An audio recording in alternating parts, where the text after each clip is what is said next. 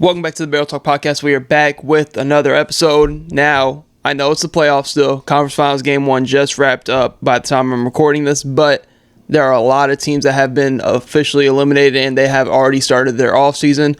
Now, this isn't going to be like I'm going to have to break down every single team, but we're going to start out with some teams that I think are in very interesting specific situations going into this offseason and what I think that they need to do, and some of the questions I have, some free agents they should pick up, some possible trades that they could possibly do that I have drawn up. And starting this off, we're going to start out with the Golden State Warriors, who just got eliminated to the Minnesota Timberwolves in 5 games, mainly due to the reason of Steph Curry being hurt. But they have a very interesting offseason ahead of them, and for this kind of, I guess not even really a series, but for some specific teams that I want to do and want to talk about, let me know in the comments if there are any other teams that you guys want me to do. I know I'm going to do the Golden State Warriors. There's going to be a Denver Nuggets one coming out around the same day as this Golden State Warriors one, but more so focused on teams that have a lot of question marks, have a lot of things they need to do, and more so focused on contending teams, because I feel like a lot of tanking teams are so draft specific. More so focused on contending teams that going into next year are expecting themselves to be a contending team. So looking at this, starting out with the Golden State Warriors, we're going to talk about some of their upcoming free agents, some questions I have for the team, some possible trades that I have for the team, and free agency, kind of dabbling into that and what they could do this offseason going into free agency as well. But for Golden State Warriors, kind of talking about how their season ended, obviously trading for Jimmy Butler at the deadline, which saved this team's season. With how, I don't know if there's been a trade middle of the year where it's worked so seamlessly and worked so well as Jimmy Butler did with the Warriors once he got there. It just seemed like they knew they had to hit the ground running in the Southwestern Conference. They were like 24-25 or like 25-26 by the time the trade went down. And for them to really be in the mix at the end of the year, I know they dropped a couple bad games. The ones of the Spurs off Harrison Barnes' buzzer beater really changed some things and gave them kind of an easier path in the playoffs, I feel like. But they were at like the 10 seed, 11 seed. Now bounced, once they got Jimmy Butler, they were a top 6 seed and then ended up being in the play-in, which they were able to get out of the play-in and face the Houston Rockets in the second round and then in the first round. So now looking at that was a very interesting series. I feel like they didn't handle their business when they should have. They left the door open for Houston to come back in that series. I know Fred VanVleet had a couple crazy games in like games 3 and 4, but when you're up 3-1 over a team and it gets pushed 7, I feel like that's just on you as a team to kind of clean some of that stuff up and get out of there, because you could have had a whole week's worth of rest going into the next round against Minnesota. But you take care of them in 7, even though you got pushed that far. Buddy Hield had a great Game 7, and then Steph Curry kind of put them to bed at the end of that Game 7 as well. So now you go into Minnesota, where Game 1 comes out. Steph Curry looks like he's about to be on a heater all game. Like, the spacing compared to the Houston series with like a breath of fresh air for the Warriors and what they were dealing with. You could just see Curry actually be able to go one-on-one and not deal with 3-4 bodies like the Houston Rockets were doing. But 13 minutes into that game, Steph Curry gave him like 13 points. I think at 12 minutes, he got 13 points. But looking at this, he goes down with a hamstring injury. They get out of Game 1. The thought was he could be back for Game 6, but they could not get one. I think their best chance was like Game 3 at home.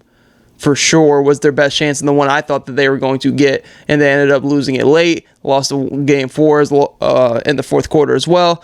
But this team has a lot of question marks going into this offseason just from that perspective. I think this is still I know the goal for a Steph Curry-led Warriors team is championship or bust every year pretty much, but I'm not going to say this was a failure of a year, because since you added Jimmy Butler, this team went to a whole different level on all sides of the basketball. So, like, looking at this, I think from where they were before they got Jimmy Butler to where they ended up in the second round of the playoffs, I think that's a very successful season. And now you're going into an offseason.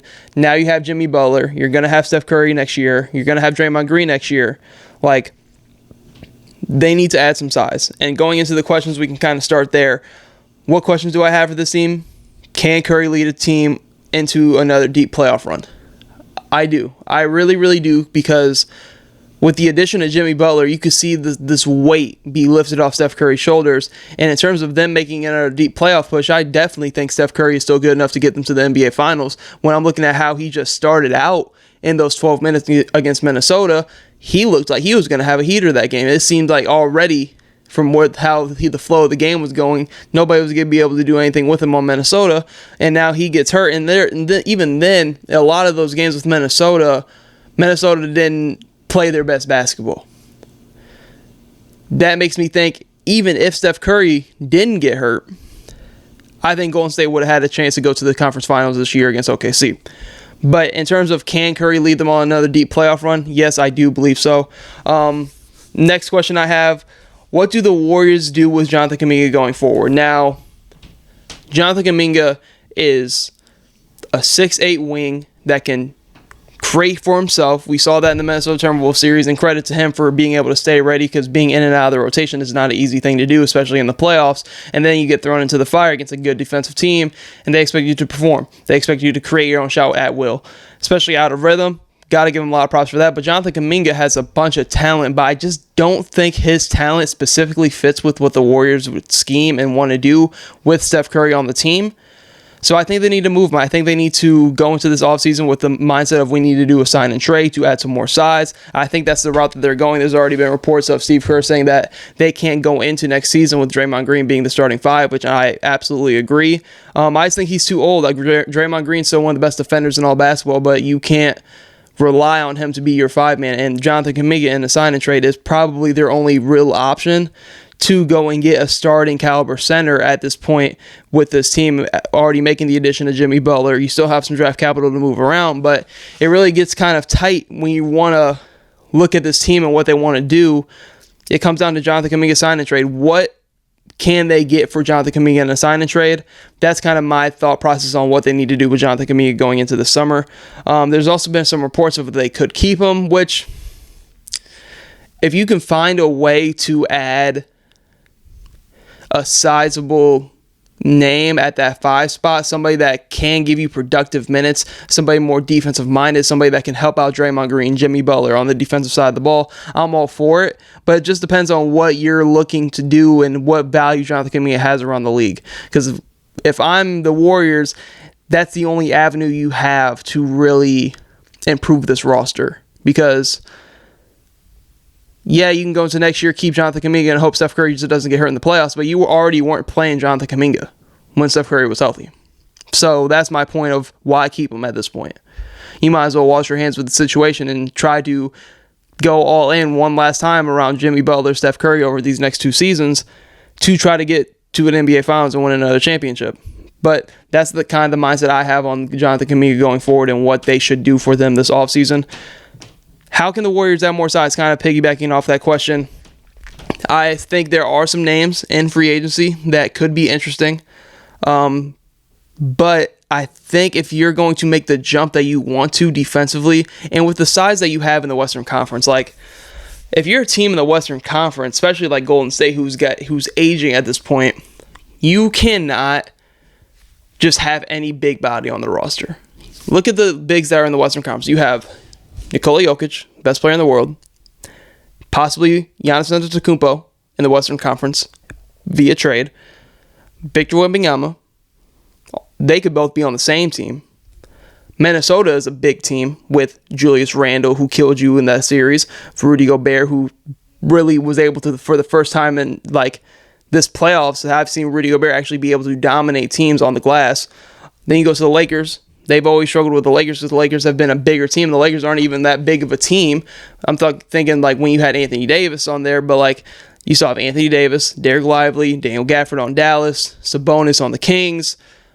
Houston still has Sengun. If they bring back Steven Adams, that double big lineup already gave you hell in the first round. So like looking at the Western Conference, and you got OKC with Hartenstein and Chet, and who knows, they have every tool in the toolbox to go add some more size if needed. So like, just in the Western Conference alone, they're not big enough to compete for real.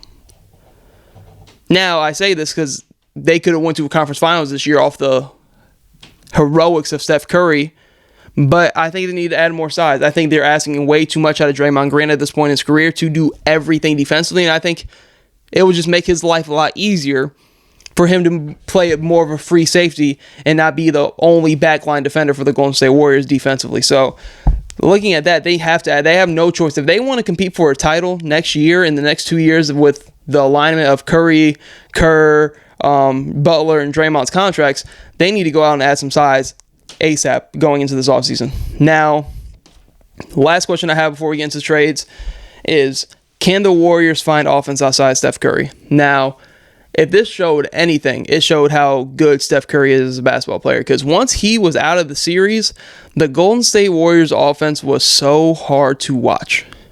It was so hard to watch. He is everything for this offense. And I'm not saying that they need to prepare if Steph Curry gets injured again, because the hamstring thing was something he's never dealt with. It was just a random non-contact injury, right? So, like, looking at that, they need to find a way to add more shot creation. If that shows you anything, that means you cannot, if this happens again, you cannot go into a situation where you just have no shot creation. You need to find somebody else at that guard position in free agency or via trade that can create their own shot, can create their own bucket, and just find some other kind of consistent level offense outside of Steph Curry. Because I think with Jimmy Butler, everybody was waiting for him to have the big explosive game, and I think he was dealing with some kind of illness or sickness or whatever through the back half of that series, but that was just rumor or speculation. But looking at that, like, they need more of a wiggle on offense, if that makes sense. Like, they need somebody that can just go get it, somebody out of the scheme, and that's supposed to be Jonathan Kuminga, but they don't trust Jonathan Kuminga because he, like Jimmy Butler, kind of wants to do the same kind of thing. But I think Jonathan Kuminga has a scorer. It should be very valuable to the team, but I think with what they want to do, his skill set doesn't fit the scheme with Steph Curry being out there. If they keep him and they try to force it to work next year, I think it can work because he is such a talented offensive player and he can play really well off Steph Curry, but they could want to wash their hands with the situation, which is what I think they're going to do this offseason. So they need to get some kind of scoring and size. Those are the two main things I think they need to do this offseason.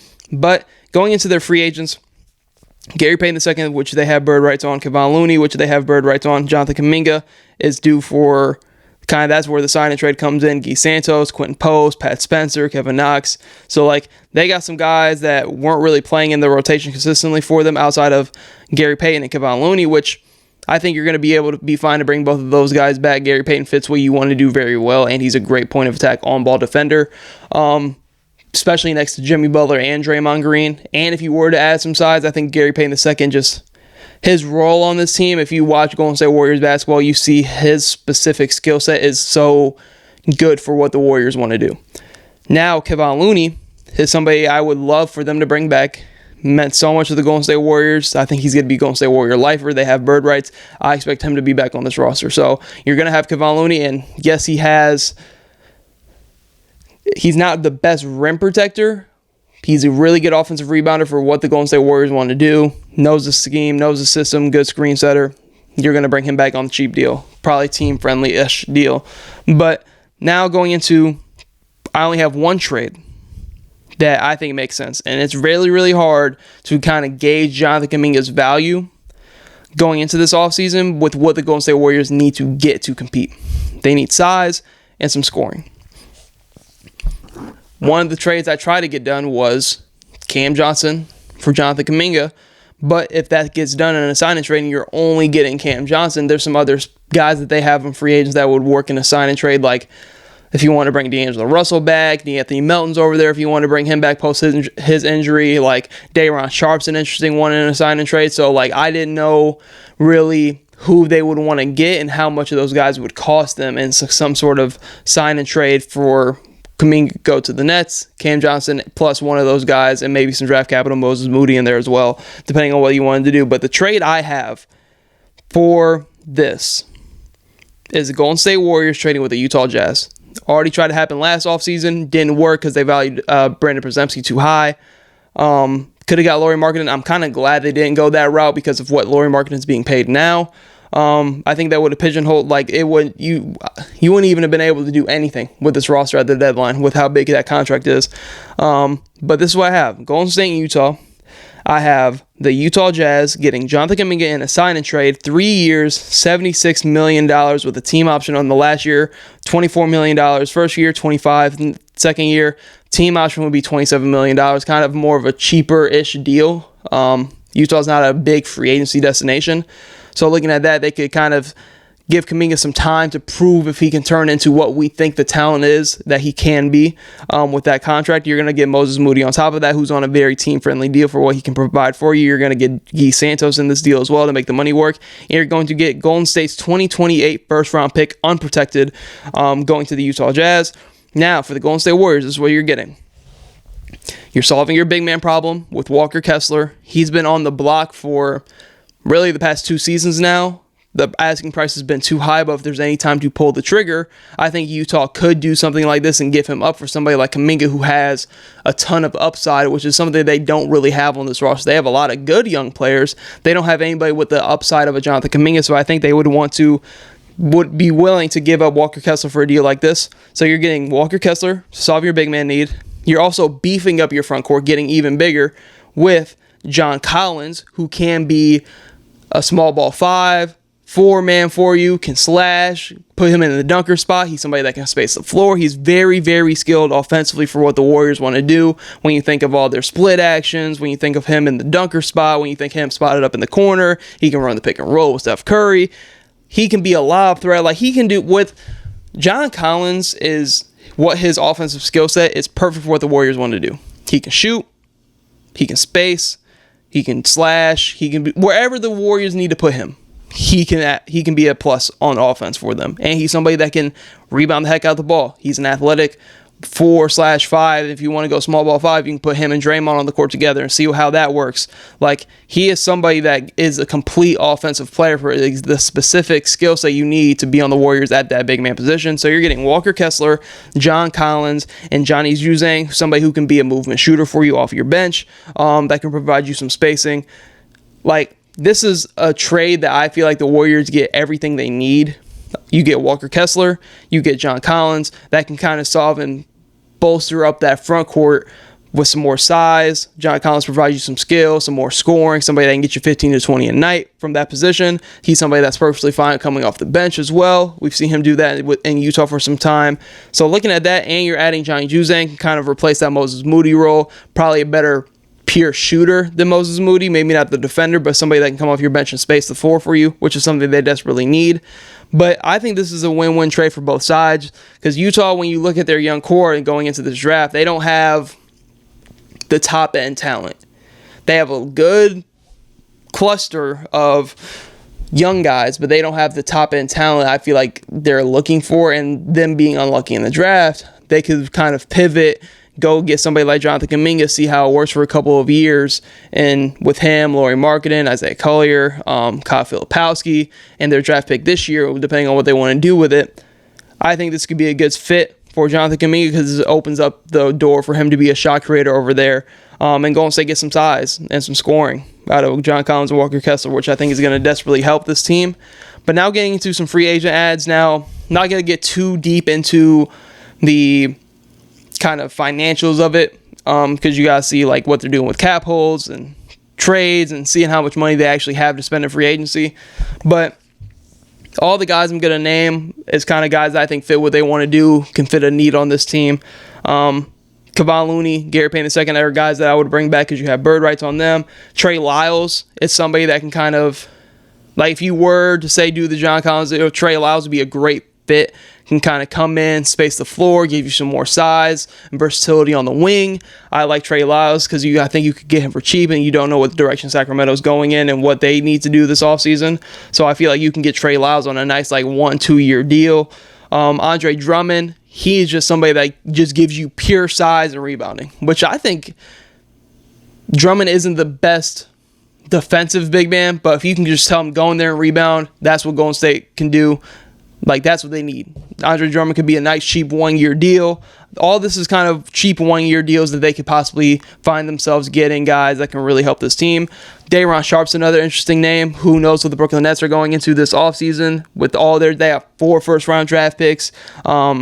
And Daron Sharp's on like a free agent deal right now, to where like he's a restricted, but who knows how much money they're going to be willing to give him. They still have Nick Claxton. Like I said, they have 4 first-round picks already on this team that they're going to have to use in this upcoming year's draft. So Daron Sharp could be a name that they could try to snag from the Brooklyn Nets. Mo Wagner, he's an interesting one because he's coming off of an injury, but with his skill sets, kind of like how I envision John Collins. John Collins is more athletic of a player and kind of has a different, more variety in his skill set. But Mo Wagner is somebody that can prove to space, good passing big man, good rebounding big man. It depends on what Orlando wants to do, because they're already saying and coming out with saying they want to go into a more offensive-minded direction. So maybe they don't bring back Mo Wagner coming off the injury. Maybe Golden State Warriors can come in and snag him up on a cheap deal. But those are really all I have for the free agent ads. I think Golden State and what they need to do is going to be more destined through a trade rather than free agency, because it's just so tough to gauge how much money a team will have going into free agency until it's free agency time. And you kind of start seeing reports of who they're linked to and what everybody's value is on the market. It's kind of hard to always gauge what free agents are going to, what your mindset is of what they could get and what the actual mindset is of what they're going to get, right? So it's always tough to gauge free agency. It's more so fitting pieces that I think would fit in Golden State and what they want to do going forward. But main things for Golden State, wrapping this up, need to get size. I think Steph Curry and Jimmy Butler are good enough to really, if they did this in just the back half of the year with no offseason going into the season, I'm pretty confident in them being better next year in the regular season and being in a more comfortable position going into the playoffs next year. I think Curry can still be the best player on a championship team. They just need to add more size, and the route I think they need to go is doing a Jonathan Kuminga sign and trade at this offseason to bring in some more size, some more scoring, just some more versatility to this roster if they want to be serious about competing for a title next year. But that is all I have for this episode of the Barrel Talk Podcast and what the Golden State Warriors need to do this offseason. We will be coming out with more parts and specific scenarios for teams going into this offseason and what they need to do. But that's all I have for this episode. Thank you guys for tuning into the Barrel Talk Podcast. Hope you tune in to future episodes.